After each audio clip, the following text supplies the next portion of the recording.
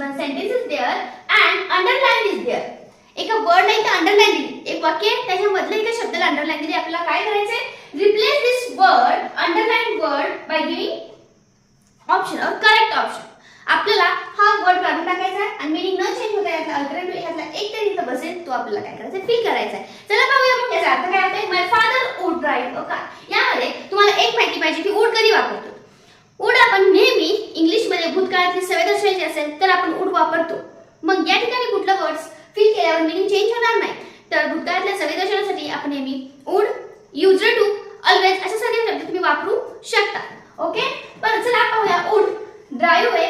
मग या ठिकाणी आता याची मीनिंग नुसार शुड म्हणजे पाहिजे, मे शक्यतेसाठी असतं आणि डाळ शक्यतेसाठी असे शब्द हे वापरतात. पण युज्ड टू असं आहे की भूतकाळातली सवय दर्शवण्यासाठी युज्ड टू वापरतात. म्हणजे सेंटेन्सला माय फादर युज्ड टू ड्राइव्ह